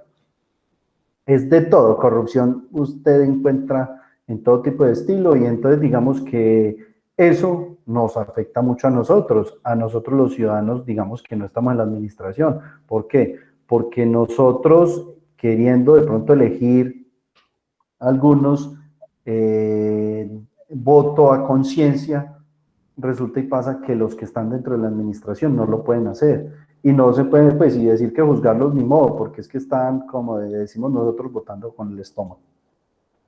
Esas situaciones, Profe, sí. pero con lo del voto no se supone que eso es anónimo. Ahí, pues, ¿quién se iría a dar cuenta si votó o no por él? No se dan cuenta, eso es con lista en Hay mano. más mecanismos para Vea, eso. eso hay mecanismos. El compañerito de la registraduría de pronto conoce, que nos puede ilustrar. No, eso existe muchas, o sea, muchas cosas. Ellos manejan, por decir algo, a nivel que yo conozco así, a nivel de administración municipal, cada funcionario de la administración, por decir algo, lo que yo más o menos tengo conocimiento, ellos tienen que conseguir X cantidad de votantes y esos votos tienen que, digamos, aparecer al final de las elecciones, ¿cierto? Ellos, como el censo electoral es público, entonces ellos tienen ese listado de cédulas. Entonces ellos en el sistema, usted entra a la página de la registraduría y usted puede mirar dónde vota cualquier persona, ¿no? Eso no es privado. Entonces allí ellos llevan digamos, como un censo, un listado, y allá, bueno, ¿usted cuántas cédulas me trae? Tantos. ¿Cuáles, dónde votan estas? Tan, tan, tan. Es decir, que al final de la jornada esos votos tendrán que aparecer al final en el escrutinio. Ellos Sí, tienen que aparecer eso. esa Entonces, es la más común. Pero de igual forma, Disculpe, o sea, sí aparece la cantidad de votos, pero no aparece el nombre del votante. Profe, no, porque no, pero ese es lo siguiente. Digamos, en la mesa usted me trae una lista, ¿cierto? Digamos 10 personas. Yo verifico que los 3 primeros están en la mesa 1. Entonces, en esa mesa me tienen que aparecer esos 3 votos. Digamos, yo tengo 5 personas que me ayudan y en esa mesa tengo contabilizados 10 votos. Yo sé que si esa mesa me falló, entonces yo ya sé quiénes son los funcionarios que me faltaron. ¿Sí me entendió? Así, sí, claro, así es que funciona. Para estas últimas elecciones crear una aplicación para eso. Para la alcaldía de Pereira. Esas son las que uno conoce por encima, porque las que por debajo. Usted ahí tiene que registrar datos de todo para poder meter la cuota que el político le pide a uno. Venga, esta semana había una noticia por ahí colgada que iba a haber un fallo del Tribunal Administrativo de Risaralda frente a la elección de Gallo. Estamos pendientes de ese fallo para que... Hay un fallo del Tribunal Administrativo y el que publicó fue Pineda, un ex concejal de Pereira, que había fallo en contra del alcalde. Quién sabe qué noticia tendrán por ahí, por debajo. Porque incluso la noticia, el mensaje que escribió iba acompañado de que si iban a hacer elecciones nuevamente con el fallo que supuestamente va a hacer público el Tribunal Administrativo. No sé si será una destitución o algo raro, no sé, pero supuestamente hay fallo. Ahí les suelto pues la píldora para que estemos pendientes. Bueno, muchachos, venga, no hicimos descanso, ¿cierto? ¿Cómo la ven? No, ustedes. Y le estaba preguntando cómo iban. Bueno, no les voy a preguntar a todos, sino Franci, ¿cómo vas? Bien, profe. Aquí Bien. colocando mucho cuidado. Ah, bueno. Easton. Profe, bien, excelente. Aquí Bien. viendo que somos privilegiados, hombre, perdón, somos privilegiados al recibir ese tipo de charlas y de información. ¿Sí? Con lo que dice, respecto a lo que dice Easton, ¿ustedes saben por qué las manifestaciones salen de las universidades y por qué los jóvenes son los que mueven el país? En muchas situaciones de estas. Porque digamos que somos muy afortunados, como lo dice el compañero, de estar en una universidad donde a uno le abren los ojitos.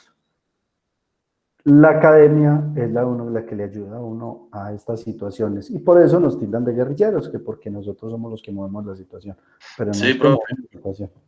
eso es verdad, porque imagina que yo tengo, mejor dicho, una cantidad de gente conocida que, o sea, sinceramente uno los escucha pues, por redes sociales y publicando pendejadas y a uno no le dan ganas ni de opinar frente a lo que escriben, porque la verdad no tiene ni piso pues lo que dicen, ¿sí? Entonces por eso digo yo que uno es privilegiado al conocer todo ese tipo de información, porque uno se pone a hablar con una persona de esas que no sabe ni qué era lo que está diciendo y antes termina es como enemigo con una persona porque tiene una ideología pues que no tiene ni pies, ni manos, ni nada.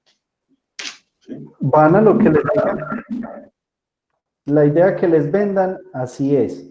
Entonces, yo siempre he querido, con los ejemplos que les doy, de tener las dos versiones. ¿Se acuerda que les dije la reelección presidencial? Vean, nos vendieron una idea de que teníamos que garantizar un programa de gobierno. Pero resulta y pasa que por debajo hay otro problema muy delicado, que es las dictaduras, la puñalada mortal que le pegamos a la democracia, a la rotación del poder. ¿Se acuerda cuando les dije lo del Amazonas? ¿Hablamos de ese tema o no hablamos de ese tema? No, profe, eso sí no. No hablamos de ese tema. Resulta y pasa que a Colombia me parece que sí o no.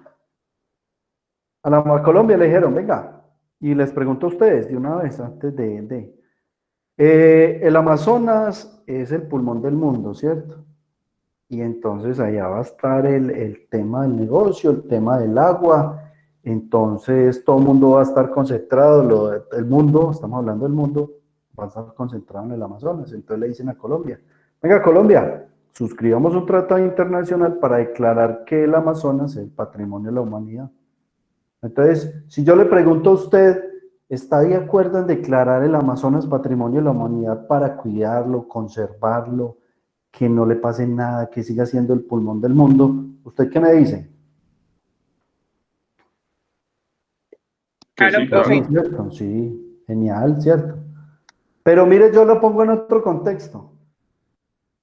Cuando el agua se acabe en el mundo, todos van a venir allá y nosotros vamos a tenerle que pedir permiso a la humanidad para sacar el agua que era de nosotros y sacar los recursos naturales que eran de nosotros. Le pregunto, ¿Estados Unidos tiene un paraíso de esos y le dice al mundo, mundo, esto es de ustedes, vengan para acá? ¿Ahora qué piensan? Ah, no, ahí sí grave porque ellos sí cercan el pedazo y no dejan entrar a nadie. Entonces, claro, entonces es eso. Si nosotros somos dueños del Amazonas, tenemos que declararlo patrimonio de la humanidad. ¿Será que China, Rusia o ellos los recursos naturales vienen y nos dicen, a Colombia, queremos compartir contigo porque es que ustedes son muy buena gente? No, así no funciona. Entonces, mire los contextos de lo que le hablan a usted y lo que le dicen. O sea, no se quede con la sola impresión de lo primero que le dicen. No siempre es lo que le quieren vender. Se trata, la política funciona como un almacén que vende lo que tiene en el frente, ¿cómo se llama eso? En el stand, y le pone lo más bonito. Ay, pero realmente es lo que usted necesita. Entonces, la invitación es a no comer cuento, o sea, no crea todo lo que le dice. No todo lo que le está ofreciendo el gobierno es realidad. O sea, mire cómo lo puse yo en contexto y usted me dijo, no, sí, bacano que sea patrimonio de la humanidad, pero yo le pongo otra situación, venga, es que eso es de nosotros. Cuando se acabe el agua, nosotros vamos a poder disponer de eso y vamos a vivir de eso. Es que no es de la humanidad, es de nosotros. El Amazonas es de Colombia, hay una partecita de nosotros. ¿Qué hizo Ecuador? Les dijo, sí, humanidad, no, señor. Correa les dijo, no, y le dijeron que era socialista. Le digo, no, es que usted esas tesis suyas que no quiere, que no comparte, que... No, esto es mío. Esto es de los ecuatorianos. Y vamos a sacar los recursos naturales que necesitemos de allá. Y necesitamos agua, la vamos a sacar de allá. Porque esto es lo que nos tocó a nosotros y es de nosotros. Colombia, no, patrimonio de la humanidad. Claro, entonces cuando necesiten, va a pedirle permiso a papá, a Estados Unidos o a cualquiera. Entonces miren los contextos que se pueden dar en esta realidad política. Entonces, en lo que está pasando en redes sociales, en los noticieros. Entonces todo lo descontextualizan y le venden a usted lo que quiere escuchar, porque lo que están vendiendo es lo que quiere usted escuchar. Es como cuando usted va a conseguir novia o cuando va a conseguir un novio. Usted no va a ir a decirle, ve, usted cómo es de fea, ve, mira, esos ojos se le tuercen a ratos. No, usted no le va a decir eso. Así se le tuerza el ojo, usted le va a decir, qué ojitos tan lindos. Porque es que usted está vendiendo, no. Eso mismo pasa con el gobierno. El gobierno, así sea la tesis más perversa del mundo, le va a encontrar algo bonito para vendérselo a usted. Lo más perverso le va a encontrar algo bonito y usted, si es bien creído y bien iluso, discúlpeme la expresión, porque eso nos pasa a nosotros, que somos supremamente creídos e ilusos, que todo lo que nos dicen el gobierno se lo creemos, o todo lo que dicen ellos en campaña lo creemos y vuelven y lo repiten cada 4 años y vuelven y lo creen.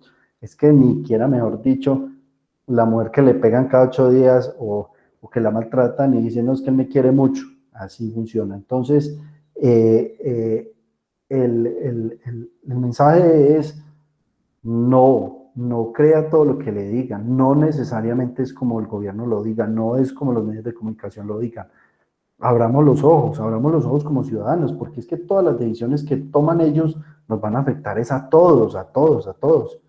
Entonces nosotros tenemos que estar comprometidos con el gobierno.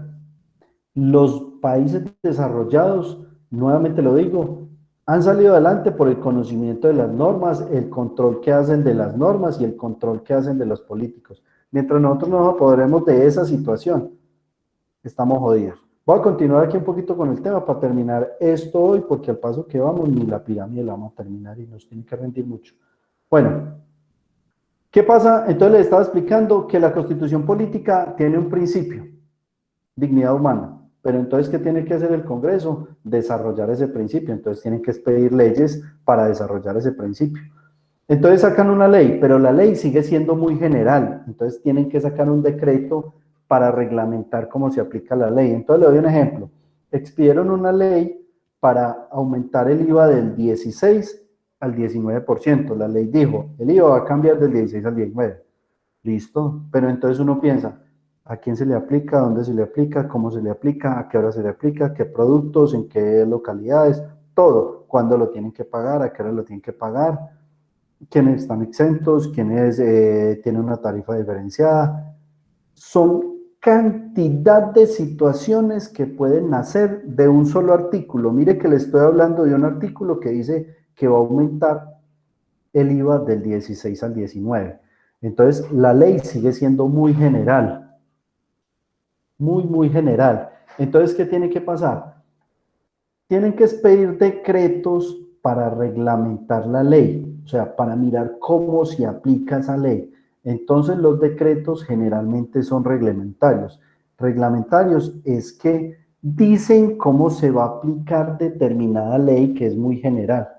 ¿Me están entendiendo? Entonces, la Constitución política tiene unos postulados, con base en eso, se llaman principios. Entonces, otro principio que está en la Constitución política se llama solidaridad. Entonces, la Constitución dice un principio de solidaridad. Y entonces uno, bueno, ¿y entonces qué es la solidaridad? Entonces salió una ley y dice, si usted vive en estrato 4, 5 y 6, debe subsidiar los servicios públicos del estrato 3, 2 y 1. Eso se llama solidaridad. El que más tiene, más paga. ¿O será que el metro cúbico de agua es diferente en Pinares que el que reciben en, digamos, en la cuarta con tercera? Es la misma agua, pero posiblemente en Pinares el metro cúbico vale 10.000. En la cuarta con tercera el metro cúbico vale 1.200 pesos. ¿Cómo se llama eso? Desarrollando un principio que la Constitución política dice que somos solidarios. Y entonces solidarios, bueno, listo, salud. El compañerito que trabaja en la registraduría se gana 10 millones de pesos. Él aporta en salud el 12.5, sería 1.250.000 en salud. El que se gana 1 millón de pesos aporta 125.000 pesos. Entonces te dirá, venga, ¿cómo así? Y aparte de eso, el que se gana 10 millones de pesos tiene que hacer un copago adicional. ¿Sabe cómo se llama todo eso? Solidaridad. El que más tiene, más paga. ¿Quién paga impuestos en este país? El que tiene plata. Entonces se llama solidaridad. Entonces miren que con una sola palabra que está en la Constitución política como solidaridad, ¿cuántas leyes le hablé con los ejemplos?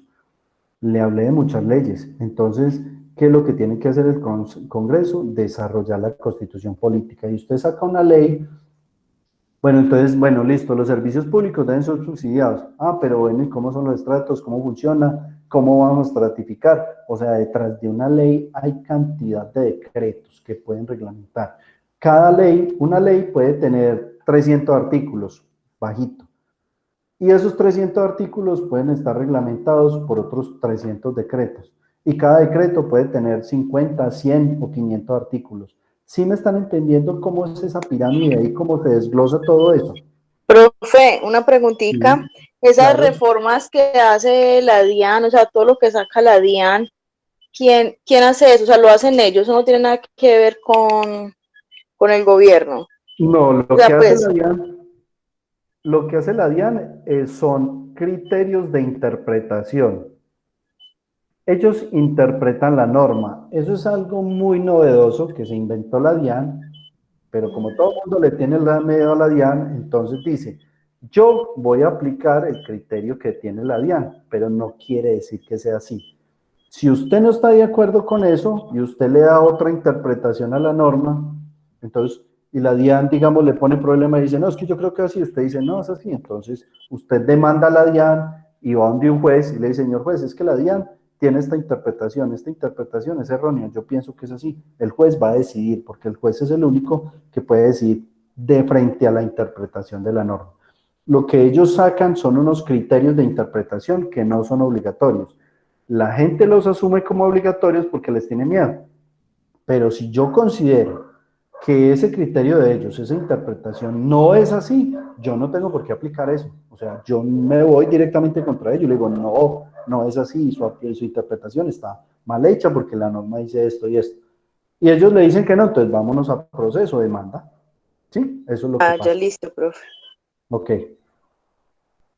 Bueno, listo. Entonces, están los decretos que generalmente reglamentan la ley, los decretos ley, y pues la constitución política no, porque la constitución política por debajo está la ley. Estos de orden, aquí termina el tema de orden nacional, ¿sí? Entonces vienen las normas a nivel departamental, que son la asamblea, y a nivel municipal. Esto es a nivel Colombia, ¿sí? Las de acá, la constitución política, la ley, los decretos ley y los decretos. Estos son de orden nacional, o sea que todos los tenemos que cumplir a nivel nacional. Pero ya vienen unas normas a nivel departamental. ¿Quién hace las normas a nivel departamental? La asamblea, los diputados que trabajan en la asamblea departamental. Entonces usted cada 4 años los llaman a elegir los diputados. Y los diputados son los que hacen las normas y esas normas se llaman ordenanzas. Entonces, los diputados realizan las normas que se llaman, repetí como 3 veces lo mismo, pero bueno, ordenanzas. A nivel municipal está el consejo. No se les olvide que el que administra aquí a nivel departamental es el gobernador, que hace las veces de presidente. Entonces, mírenme acá un momentico, donde están las ramas. Acá, ¿cierto? El ejecutivo a nivel Colombia es el presidente, ¿cierto? A nivel departamental el gobernador, ¿cierto? A nivel municipal el alcalde. Entonces, en la rama legislativa, los que hacen las normas, la rama legislativa a nivel nacional, el Senado y Cámara. Senado y Cámara, ¿cierto?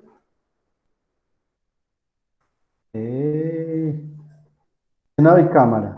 A nivel departamental, ¿quién hace las normas? Entonces estaría los diputados.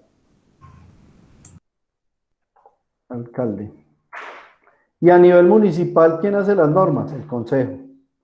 El consejo municipal es el único consejo que se escribe con C. Por eso les aconsejo que siempre escriban consejo con C. Listo.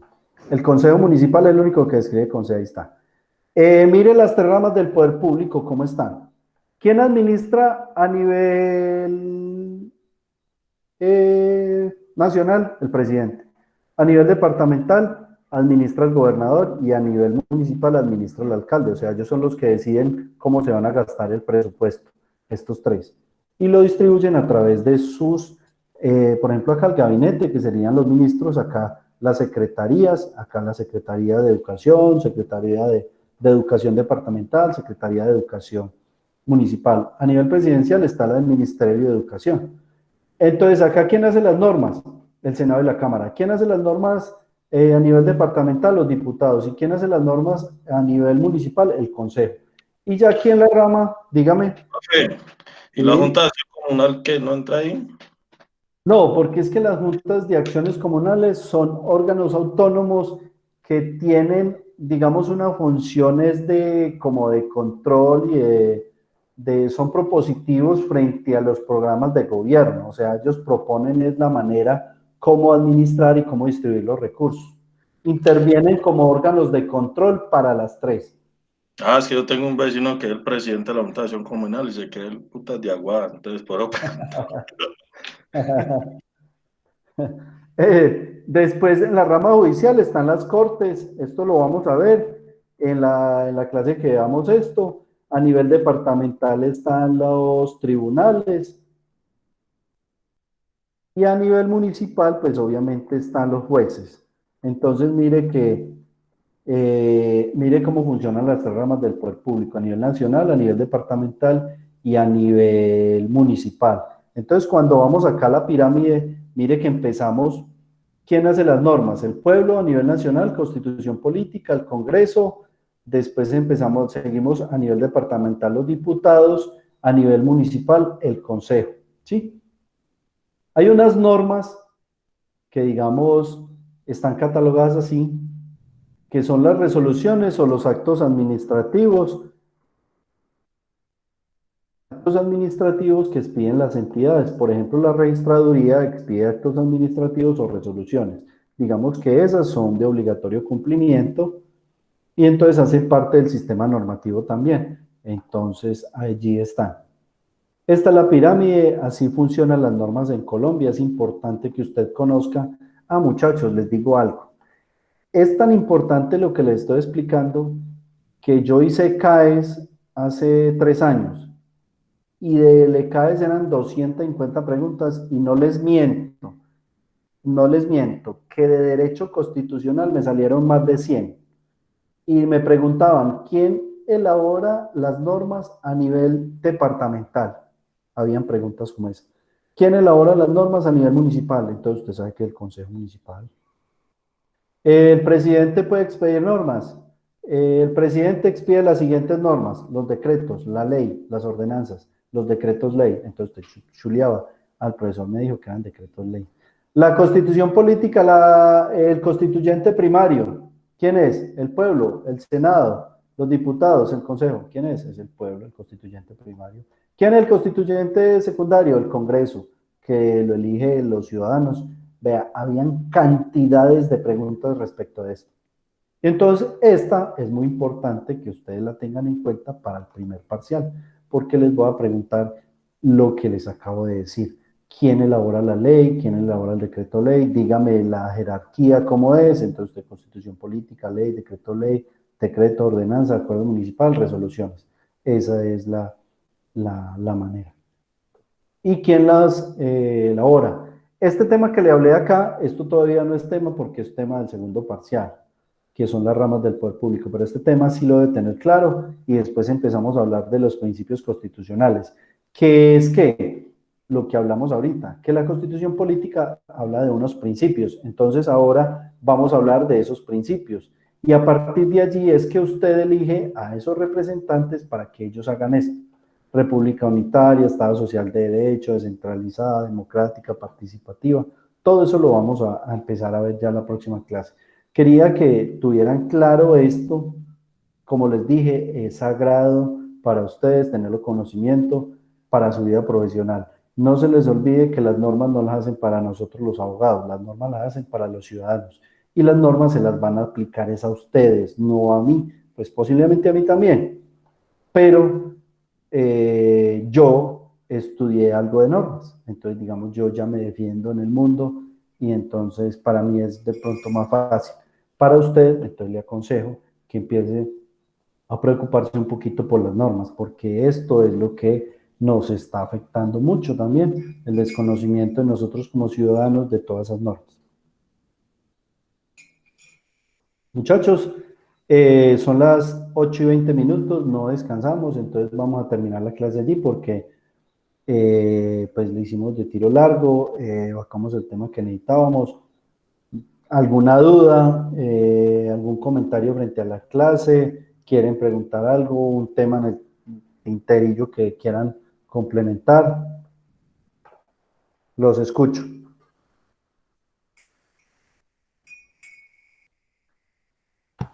Pues por mí todo está muy bien. Si están entendiendo, ¿entendieron el tema de la pirámide, cómo funciona? Sí, profe. Sí, señor. Sí, profe, muchas gracias. Un poquito enojado, pero vamos. No, mire que, no, esta clase cuando es allá en la universidad es más chévere porque, digamos, se presenta para más debate. Hay unos temas muy interesantes para debatir. Aquí es de a uno y entonces si abren dos el micrófono no se puede. Es más complejo, pero bueno, no importa. Lo importante es que en cierta medida estamos entendiendo lo que estamos hablando y pues que los veo cómodos con el tema. Es muy teórico, pero pues se trata de hacerlo mejor. Señor. El Consejo Municipal no pertenece al sector público, ¿cierto? Sí, el Consejo Municipal, usted elige los concejales. Sí, claro, son servidores públicos. Sí. Sí, señor. Y ellos son los que elaboran las normas a nivel municipal. Por ejemplo, ¿se acuerdan de la valorización? Se llamaba Acuerdo Municipal por medio del cual se cobra la valorización. Entonces ellos fueron los que redactaron ese acuerdo por medio del cual se establecía, digamos, eso lo declaró el tribunal, le dijo que era ilegal, entonces por eso fue que tuvieron que volver esa plata. Acuerdo municipal. ¿Listo? Pueden ir revisando los temas, ahí quedan los videos. No he subido el video de la clase pasada porque mira que tengo problemas de memoria, no sé si están quedando, las grabaciones son muy pesadas, entonces descargué como 10 videos que tengo ya y me dijo que no podía ir descargando, tengo que pedir soporte en la universidad, entonces tan pronto solucione el tema, les subo los videos para que los puedan ir repasando, ¿les parece? En la plataforma, el primer taller, hay un taller para que lo hagan, me imagino que ya lo miraron, para que lo suban, ¿les parece? Sí, profe, yo le quería preguntar acerca, usted nos dijo que iba a subir un documento que contenía las 50 preguntas que debíamos ir estudiando como a lo largo del curso, ¿sí? Ah, bueno, sí, mañana entonces lo voy a apuntar acá de una vez para que no se me olvide de subir las preguntas. Muchas gracias. Listo, ya lo referencié acá, entonces mañana a la mañana las subo si Dios quiere, ¿les parece? Muchachos, muchas gracias. Ahí seguimos conversando. La próxima clase empezamos entonces con el tema de los principios constitucionales para llegar al tema de los derechos fundamentales y revisar el tema de la tutela. Acuérdense que quedamos de hacer una tutela porque considero que es supremamente importante que conozcan del tema. ¿Listo? Profe, ¿y la asistencia cómo la va a tomar? Eso. Ah, la asistencia, profe, sí. ¿Cómo? La asistencia, ¿cómo la va a tomar que todavía no ha llamado a lista? Le cuento un secreto, iba a abrir la plataforma y tampoco me dejó entrar y ya le escribí a la universidad, le dije pues que no he podido ingresar a la plataforma para la asistencia. La próxima, tomamos y voy a preguntar quién faltó. Listo, profe. Gracias. Gracias, profe, feliz noche. Muchas gracias. Bueno, listo.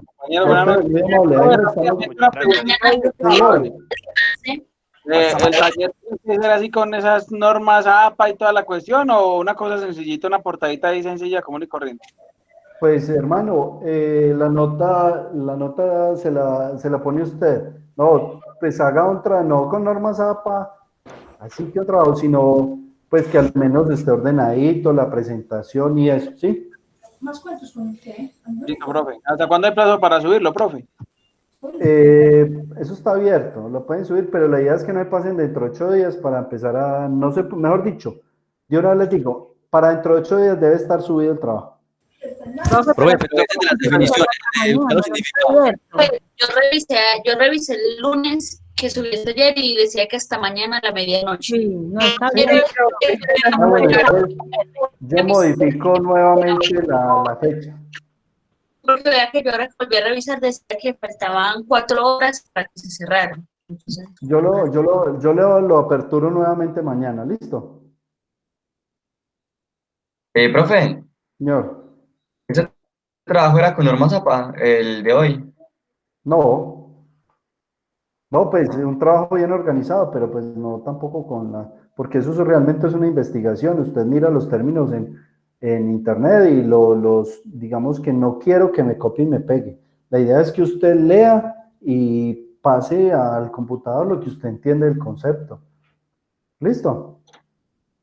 Profe, pues yo lo leí y yo yo ponía como lo más importante de cada cosa. Básicamente pues copié y pegué, pero yo lo leía. Eso. Pero lo importante es que usted tenga el concepto claro. Recuerde que es compromiso suyo. Ustedes son Sí. ustedes son los que están pagando por el servicio, ¿cierto? Hágale, muchachos. Entonces nos vemos dentro de 8 días. Muchísimas gracias a todos. Muy chévere compartir con ustedes. ¿Listo? Profe, feliz noche. Feliz noche. Cuídense mucho. Bueno, chao. Hasta luego.